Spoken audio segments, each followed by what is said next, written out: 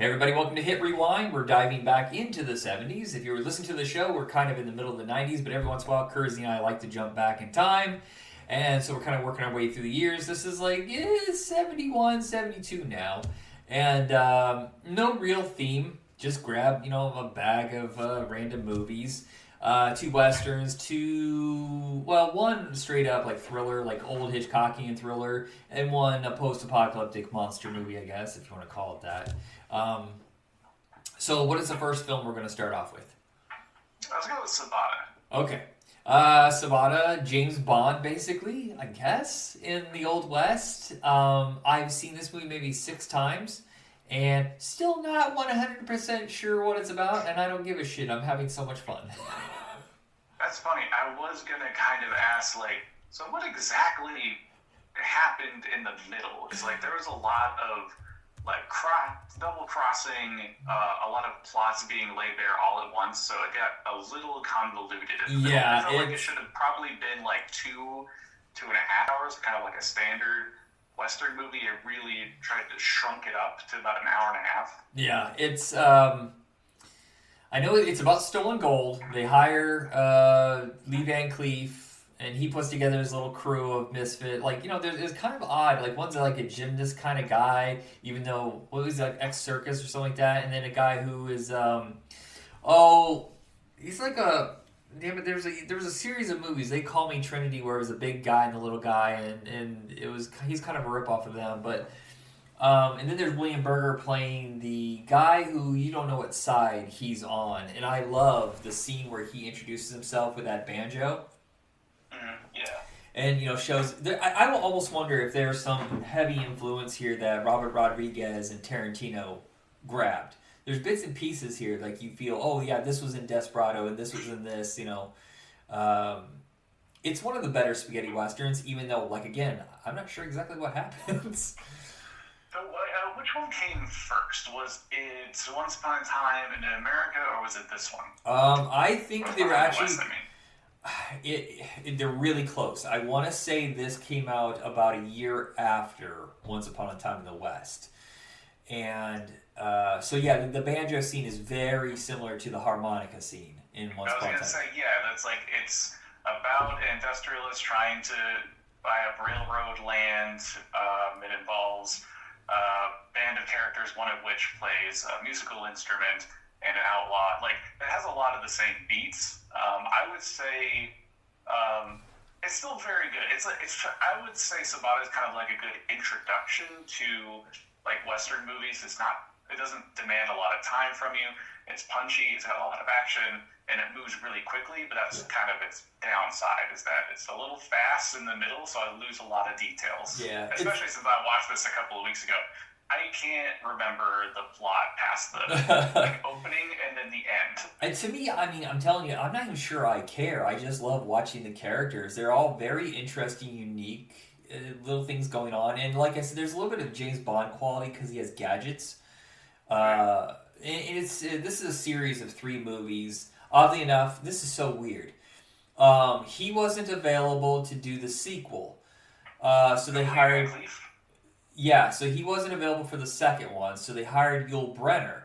The reason why Lee Van Cleef wasn't available is because he was taking Yul Brynner's role in Magnificent Seven-4. So they switched places in franchises. Interesting. Yeah, so then Lee Van Cleef comes back for the third one. Each one is pretty entertaining, lesser quality, I think, as the budget got lower, but always just interesting gadgets and cast members to bounce around. I don't know if we'll discuss the sequel, because it is more of the same. And, there's only so many episodes I want to record before I'm dead. So you're going to have to offer me something, really different in the franchise for me to continue discussing it. Yeah, and that's one of the things that it's good. It's just, if it's between this or Once Upon a Time in the West, I would definitely recommend Once Upon a Time in the West. Similar plots, although this Sabata definitely is more fun. Yeah, there's a lot of... The opening of Once Upon a Time in the West to just drag is very... I wouldn't say it drags, but it definitely takes its time. Right. To before something happens that really develops that. Or this one is we're just going to jump ahead first, let's go. Yeah, well, and also, Once Upon a Time in the West is very grim. It's it's very melodramatic, whereas this one's kind of just having a ball. And here's the thing with a lot of spaghetti westerns of this time period is, I would say 75% of them or more were more fascinated with the violence. This isn't really interested in that, you know what I mean, like dark, grim, bloody violence, of cruelty to be cruel. This is kind of a lighter spaghetti western. Yeah, it's simpler in that like the villains are pretty villainous, the good guys are good guys, and there's kind of I don't know. I guess we spoilers. I guess the banjo playing character is sort of like double crossing, right? But he's not a bad guy. Like he has a purpose and a reason for doing so, and doesn't really feel good about it either. No. And so like everything resolves itself in the end in the way that you kind of want it to. Like Yeah. it doesn't go for any like really super dark, weird shit. It's fun, playful, and it's entertaining. So yeah, I recommend. Our second film is Hannie, Caulder, and that one, yeah, it's a lot darker, but there is some very interesting characters, and there's a level of comedy underneath it all, because two of the three brothers that commit this heinous crime of murder and rape are fucking idiots, just complete and absolute idiots. And then Ernest Borgnine, because they're his younger brothers, which is weird considering they all look like they're 60. Has to hold them together, so there's kind of like humor in their ineptness, but that doesn't take away. I was wondering watching that. It's like, why does the smart one not just dump his two idiot brothers? Like, what are they even bringing to the table in this? They seem like they make things way worse for him. Yeah. So yeah, they end up at a lone station. It's supposed to be like a watering hole, I guess. Where you're supposed to, rest your horse, maybe take a nap, and get some water and maybe some food. And they decide, oh well, that they're gonna kill and murder or whatever, just rape and I fast forward the rape scene. It's too brutal for me. It's pretty brutal. Yeah. And so that's like the first act. The second act is Robert Culp plays this. You don't know it at the time, but he is a man to be taken seriously, someone to reckon with, because when you drop his name, people kind of pull back like, oh shit, that's who you are? He doesn't look like like the typical cliche. He's got glasses, he's older, he's not a big muscle guy, but he's very polite, which is for a cowboy, not the first trait you'd think of. Yeah, he's very calm and controlled, and he has a hell of an aim. So he takes her under his wing, teaching her how to fight. And that's a lot of like that. That's the most interesting part to me, because I think his character is absolutely fascinating. And the road they go down with, like, okay, so when he goes to have a gun made for her, and Christopher Lee shows up for like 10, 15 minutes, he's fucking amazing in it. I love that part, but then when they pull, and this is the spoilers, they pull the rug out from under you and they take away her mentor, so she finally has to stand on her own 2 feet to face them off. I thought that was a great choice. Yeah, definitely. It definitely made the final act a lot more, because she can always rely on him for a sense of security and safety, as well as the audience does, where it's like, well, we have this guy in our back pocket. To remove that as such a crucial part of the story definitely made it much more interesting. Yeah, and they take him out, and then I was really surprised that's how they did it. Is usually it's a shooting thing, whatever, but no, he's good with knives, so he just throws a knife right through his gut. And back then, that is a death sentence. Yeah. Shit, I don't know, that might be a death sentence now. The intestines are a really intricate system. Yeah, I don't know where my nearest hospital is, so I'd probably be dead. Yeah, but I think it's really entertaining, well made. Burt Kennedy made a lot of westerns, but they're usually lighter hearted, and I think this is one of his best ones because he took the whole thing seriously and made a top notch western for this time period. It's also interesting in the sense that like it stars a woman who's like a victim of violence. And for a Western genre, that is just like something that is very common, happens a lot, but you never hear their stories. Yeah. It's always the man takes revenge for them. Yeah. But this is one where she takes revenge for herself. And so that for that reason, it is really interesting. And no knock, like hard knock on Pam Grier, But she went around a couple years ago with a podcast talking about how she was the first female action star, and that's not true. Raquel Welch had made this and like three other Western and a couple other action things before, Pam Grier ever broke out. So I wish that people would give her more respect. Yeah, for sure. Probably her best performance, though. I haven't seen everything she's done, but I would say if you're going to choose anything of Raquel Welch, who, for whatever reason, disappeared by 1980, I think that this is probably her best. Yeah, she was fantastic. Not only just like that seriousness that she brought to the situation that happened to her, but also how she channels that anger and the disgust and resentment forward, while also in a lot of really humanizing. How do I really describe it? Well, she just does a really good job of like presenting a character that's not just rage fueled. She's not just that one note. She has a lot going on with her character. Well, and there's a lot of grow. Yeah, there's a lot of evolution in her character from being broken and angry to trying to control that anger and use it, correctly. And then she shoots that first guy, and the fear takes over, and she freezes, and so she has to be saved. But then she realizes, now I'm on my own, that she has to be a warrior. She has to get this done. Yeah, like it's kind of the opposite for me of like Django Unchained, which I absolutely love that movie. But Jamie Foxx, like once he does his like first kill as like being a bounty hunter, he's kind of one note throughout the rest of the movie. Yeah, and he doesn't really have anything interesting to do. But with Raquel Welch's character, it's much more dynamic and interesting. Yeah, I think her curse was she was a bombshell. And I think this might be the only movie I've ever seen where they do not play into her beauty.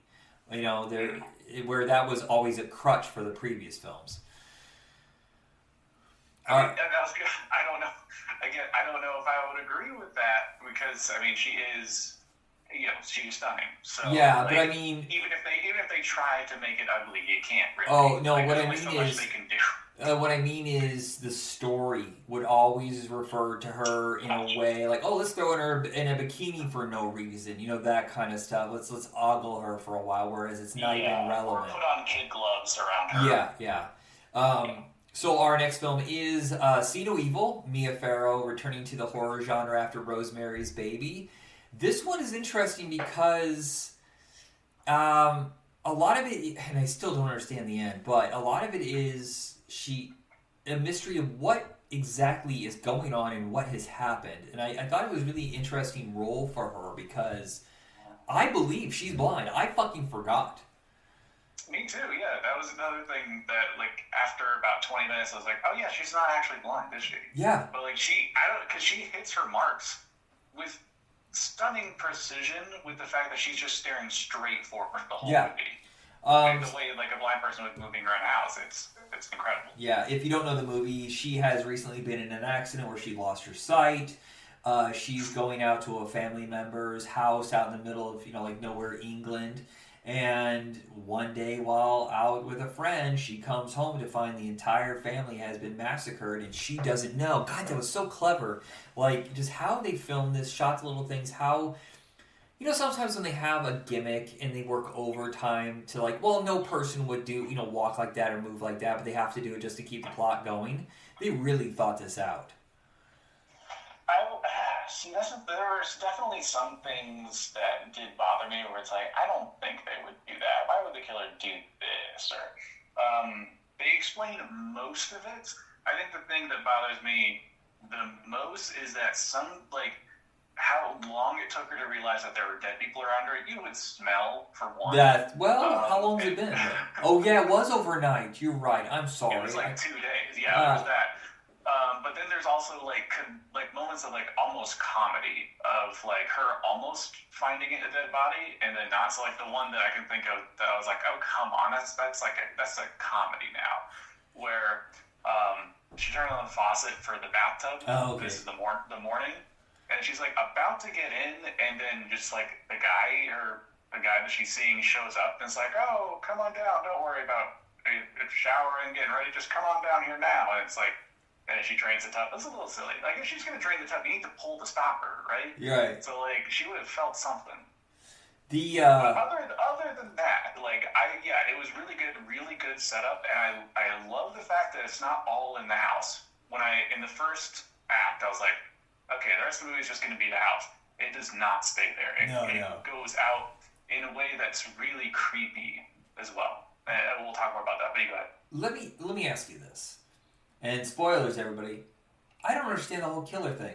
Like, there's really no. Did he just choose it random? I don't understand. When they reveal, I'm like, wait, what? So I went back and I watched the beginning again to see if it. Oh, that's why. And nope, I still got nothing. Yeah, they don't. He doesn't have any reason to. I think that's partly what makes it. That's what I really liked at first. So the killer is always shown by the specific boots that he wears, which is the white star. Yeah. On the front. And what I really like about the movie is that it takes place at like a horse stable, so everyone wears boots all the time.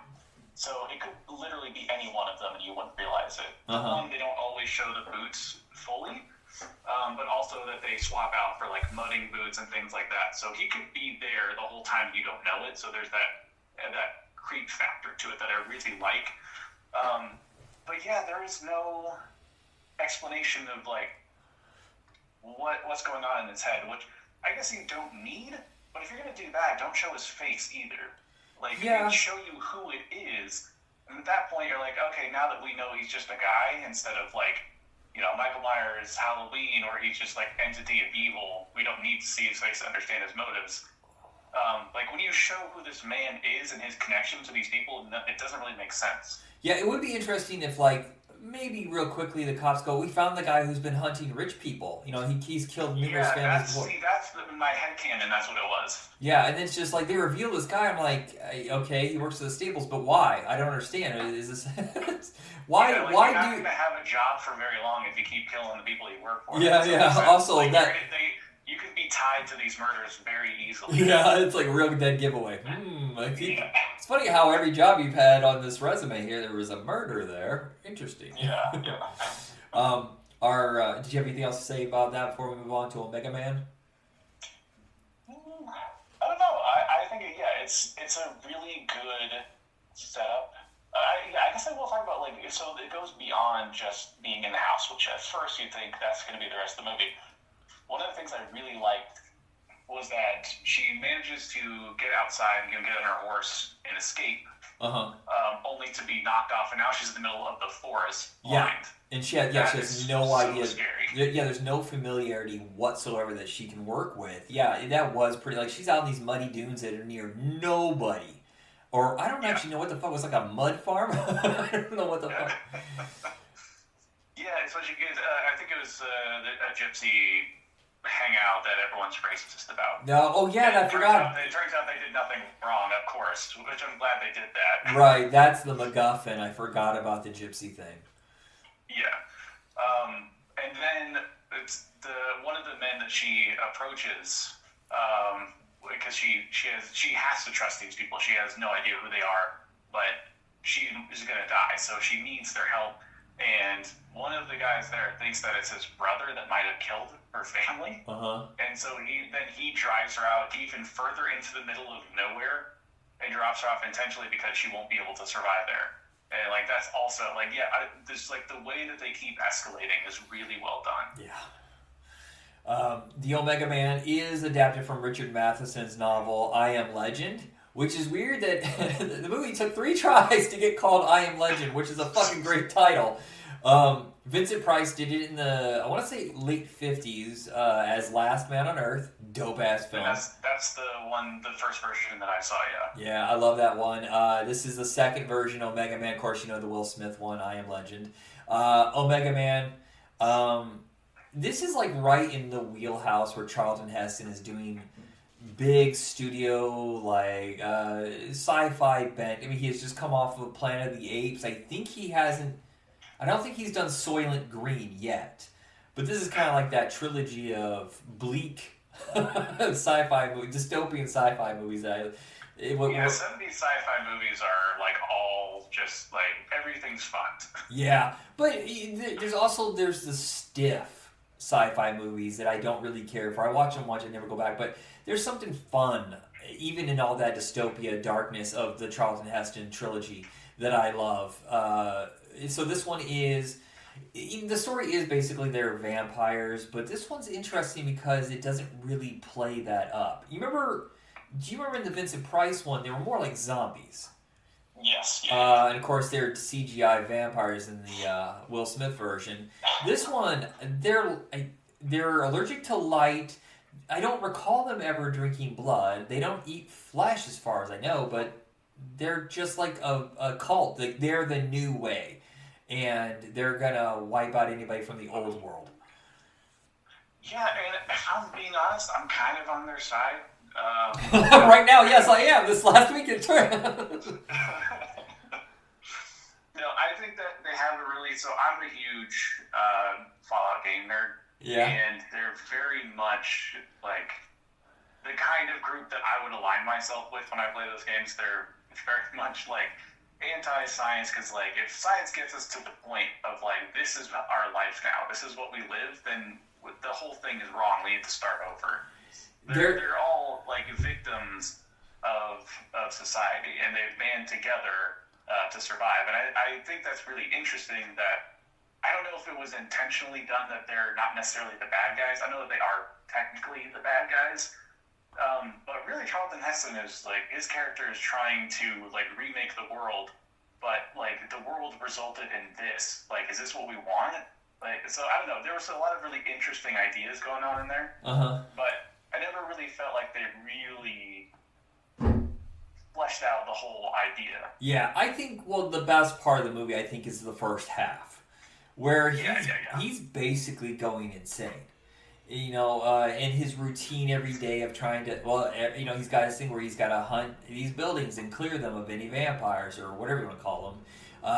Looking for supplies, and then he's got to watch Woodstock for like the 9,000th time, get home before dark, and then he starts screwing up and messing up his routine so that he's later and, has interactions where he nearly gets his ass beaten and killed. I don't know. I really like watching him lose his mind. I think that's my favorite part of the movie. But then they introduce, like, oh, hey, there's a human, and they're not, they're like me, not like the monsters. That's where the movie starts to crumble a little bit because the mystery starts to fade, and I didn't have as much fun. Yeah, that's kind of the same deal for me, where then all of a sudden, like, eccentric characters start showing up and sort of, like, making it feel a little less special than it would be otherwise. It feels a little more Hollywood when, like you were saying, the first part of the movie is definitely its strongest. And I think it's also really interesting that Charlton Heston basically just, hunts these guys down while they're sleeping and kills them. It's really fucked up because, like, when they have a chance to do that, like, they could enter his house and kill him. They way outnumber him. They choose not to. Yeah. Like, they let him live his life in peace and just hope that they'll leave him alone. It's like, that's really sad to me. Why was it? See, the funny thing is that they didn't change because it was like a zombie outbreak where, one zombie became 5 zombies, 10 zombies through bites.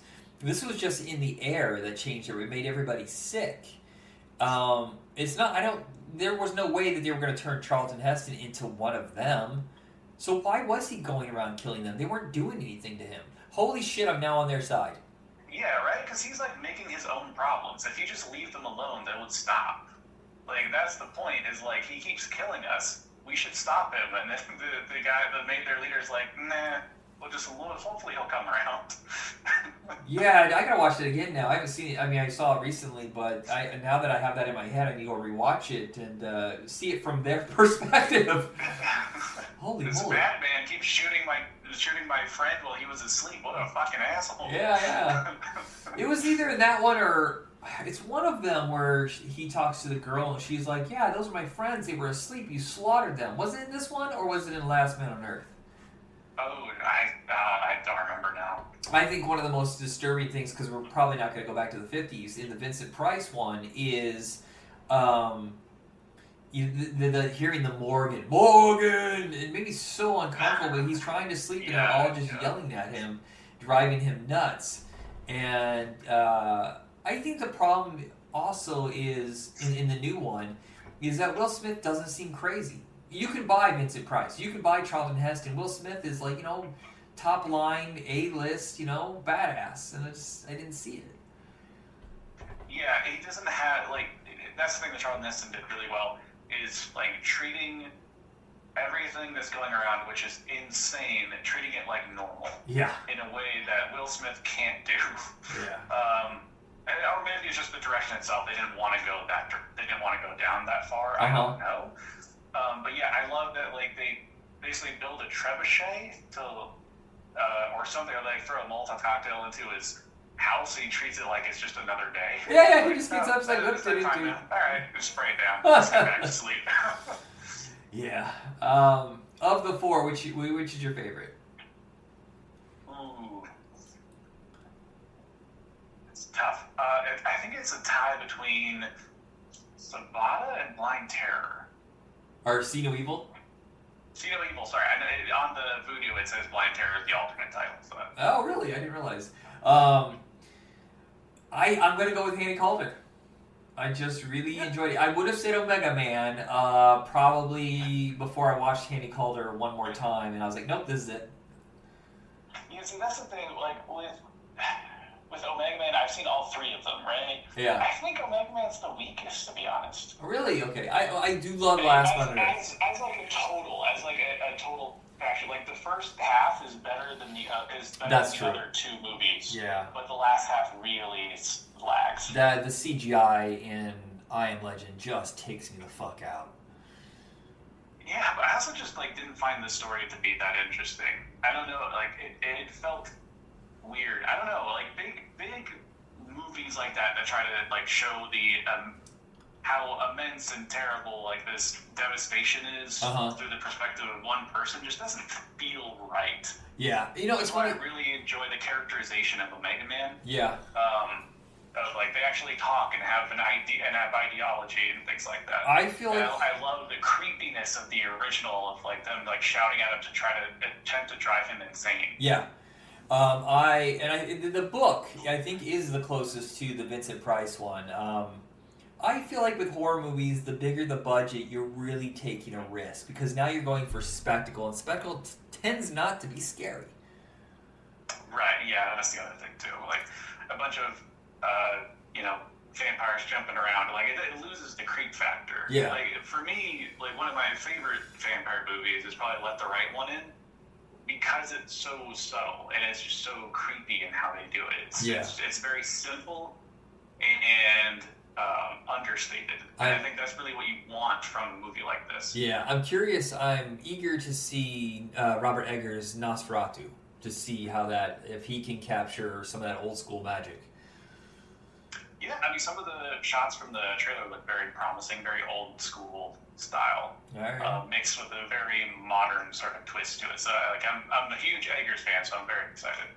All right, so that is it for this episode. Thank you, everybody. Kersey, thank you. Yeah, thanks for having me. All right, everybody, keep watching the screens. That's so lame. I know that's such a lame. What do you call it? Closing button. You can try again. We can back up. Let's record over the old audio. Okay. Go fuck yourself. You nailed it. I think. I should just tell the audience to go fuck itself, and they're like, okay, cool.